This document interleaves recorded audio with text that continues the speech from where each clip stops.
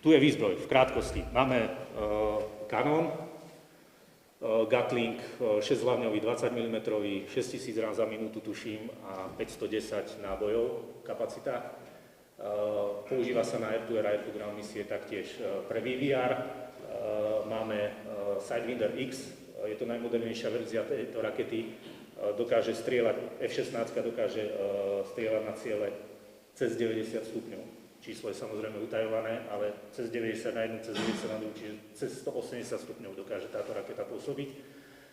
AMRAAM C7 je už aj novšia verzia, bohužiaľ ten vývoj ide veľmi rýchlo dopredu.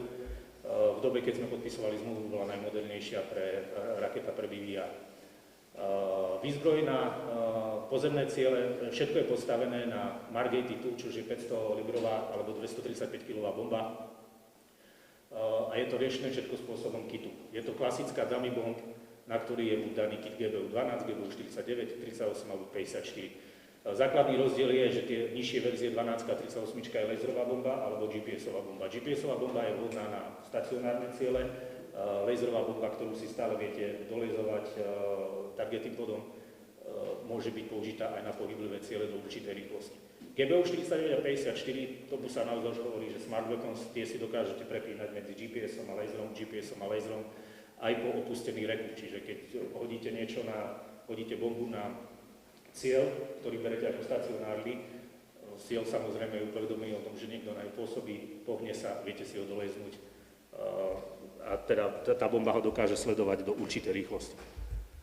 Toto je vlastne targeting pod, ktorý používame na visual identification, či už air-to-air alebo air-to-ground. Tam vidíte pohľad, samozrejme asi tam nie sú všetky údaje kvôli classified data, ale je to záber zo vzdialenosti 15 mil.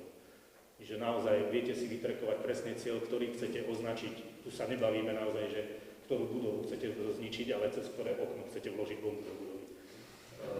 Je to naozaj veľmi dobrý a presný systém.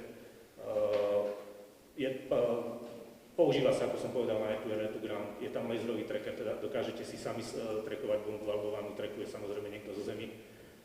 Čo je dôležité, keď spolupracujete s presunutým leteckým navázačom, je tam obojstranný data link, teda to, čo ja vidím v lietadle, je schopný vidieť človek na zemi a vice versa.